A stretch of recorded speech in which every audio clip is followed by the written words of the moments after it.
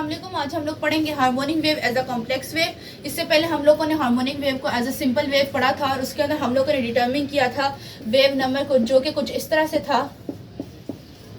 फिर हम लोगों ने according to time harmonic wave को लिया था और उसमें से हम लोगों ने उसकी स्पीड डिटरमिन की थी, जो कि कुछ इस तरह से थी। और एफ को हम लोग म्यू भी लिखते होते हैं। अगर एफ को ही हम लेते हुए इसका फॉर्मूला जनरेट करें तो हमारे पास v over lambda is equal to 1/t होता है।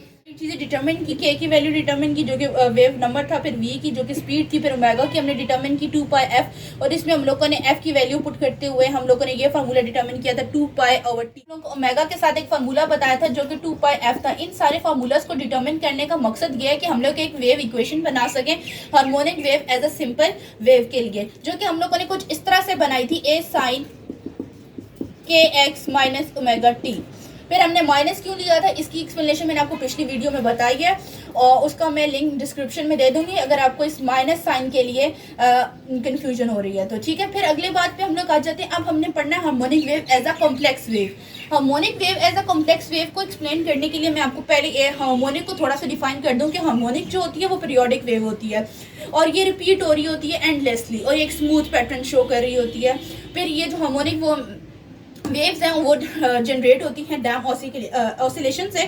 फिर उसके बाद ये हार्मोनिक वेव के अंदर हमेशा दो चीज़ें आती हैं, साइन एंड कोसाइन, जो कि वो इंक्लूड करता है। फिर हम लोग ये कह देते हैं कि हार्मोनिक वेव को एक्सप्लेन करने के लिए हार्मोनिक वेव को एज अ कॉम्प्लेक्स वेव पढ़ेंगे और हार्मोनिक वेव को एज अ कॉम्प्लेक्स वेव पढ़ने के लिए हम लोग यूज़ करते हैं Euler formula, that is spell as this, Euler formula.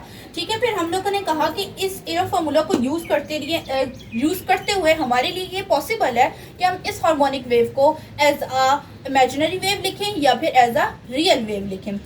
फिर हमारे पास वेव इक्वेशन जो कि हार्मोनिक वेव की है वो कुछ इस तरह से है।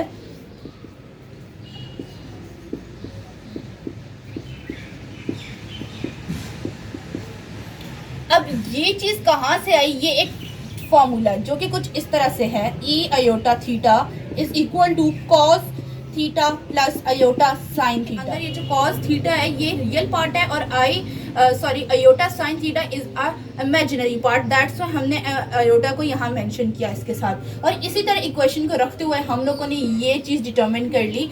ये चीज़ कैसे डिटरमिन कर ली, अब मैं आपको रियल के लिए एक अलग वैल्यू लिख के देती हूँ और इमेजिनरी के लिए एक अलग इक्वेशन लिख के देती हूँ। इमेजिनरी के लिए हम लिखते हैं कुछ इस तरह से इक्वेशन को, that is the angle A sign angle, मतलब ए साइन थीटा। अगर इसी चीज को इधर पुट करूं तो ये बिल्कुल ऐसी ही इक्वेशन बनेगी, राइट। फिर हमारे पास है रियल के लिए, I am means imaginary, R E means real, और ये y जो उसके ऊपर आप एक साइन देख रहे होंगे, ये साइन है हार्मोनिक वेव को रिप्रेजेंट करने का एज अ कॉम्प्लेक्स वेव। ठीक हो गया। फिर हम लोग यहाँ इसकी तरफ a cos kx minus omega T लिखेंगे। ये यहाँ तक आप लोगों को क्लियर है। इसके बाद हम लोग एक छोटा सा रिव्यू इस तरह से भी इस चीज़ को कवर करते हुए बताऊंगी। हम लोगों ने हार्मोनिक वेव को पढ़ा, उसकी जनरल वेव इक्वेशन पढ़ी, y के ऊपर जो भी साइन है जो इसको रिप्रेजेंट कर रहा है y and that is equal to a, जो कि हमारा एम्पलीट्यूड होता है e अयोटा के x minus omega T. This is actually an theta, वो जो उस फार्मूले में मैंने आपको प्रेजेंट किया था। ठीक है, ये थीटा ये है।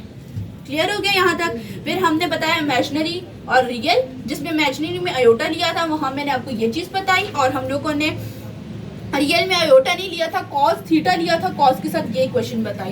That is differently for imaginary, that is different for real. इसके अंदर एक और चीज़ इंक्लूड करती जाऊँ, हम लोगों ने 3 डिमेंशन के लिए अगर हम लोगों को वेव रिप्रेजेंट करनी हो तो हम लोग मतलब हार्मोनिक वेव को रिप्रेजेंट करना हो 3 डिमेंशन के लिए, लाइक 3D वेव रिप्रेजेंट करनी हो तो उसके लिए कुछ इक्वेशन इस तरह से होती है। Harmonic wave as a 3D harmonic wave के लिए जो है हमारे पास जनरल वेव इक्वेशन वो कुछ इस तरह से है, इज इक्वल टू साई, इसको साई कहते होते हैं। ठीक है, इसको साई कहते हैं। फिर हम लोगों ने ए ई अयोटा के डॉट आर, जो कि हमारे पास उसके डिमेंशंस होंगे, माइनस ओमेगा टी ठीक है, A is amplitude, e and e iota is the formula that we studied before, e iota theta, and this is all is the angle of that respective dimension. हम लोग पढ़ेंगे अब electromagnetic wave. पहले हम लोगों ने हार्मोनिक वेव पढ़ी थी, उसको एज अ सिंपल भी देखा था, एज अ कॉम्प्लेक्स भी देखा था. अब हमारे पास एक नई वेव आई है, that is electromagnetic wave. Electromagnetic wave is oscillatory electric and magnetic field perpendicular to the direction of propagation of wave. इसको सिंपल वेव में इस तरह बताऊंगी कि इलेक्ट्रोमैग्नेटिक वेव के अंदर दो चीजें आती हैं. एक आती है इलेक्ट्रिक फील्ड और एक आती है मैग्नेटिक फील्ड. ये दोनों फील्ड आपस में होती हैं परपेंडिकुलर.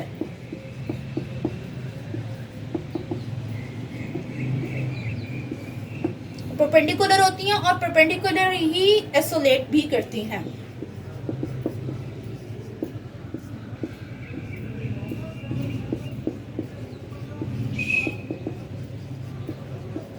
क्लियर?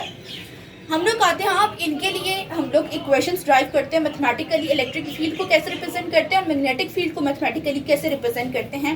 इलेक्ट्रिक फील्ड को मैंने आप लोगों को बताया था कि इलेक्ट्रोमैग्नेटिक वेव के अंदर दो फील्ड आती हैं, इलेक्ट्रिक फील्ड और मैग्नेटिक फील्ड. इलेक्ट्रिक फील्ड के लिए जब हम लोग का वेव इक्वेशन या जनरली अगर मैथमेटिकली ड्राइव करें इलेक्ट्रिक फील्ड को, तो कुछ इस तरह से करेंगे. E arrowhead E not sine K arrowhead minus omega t. E naught is the amplitude of the electric field, and electric field को represent करते हैं हम लोग E बार से, ठीक है, और E naught उस इलेक्ट्रिक फील्ड का एम्पलीट्यूड है. इसी तरह मैग्नेटिक फील्ड को डिटरमिन करेंगे और उसकी वेव इक्वेशन या फिर उसको मैथमेटिकली डिफाइन ऐसे करेंगे. B arrowhead that is equal to B naught sin K arrowhead dot R arrowhead minus omega t. This B naught is the amplitude of the magnetic field B bar. ठीक है, E and B bar are the electromagnetic field, उनकी representation है. E naught और B naught उनके respective amplitudes हैं.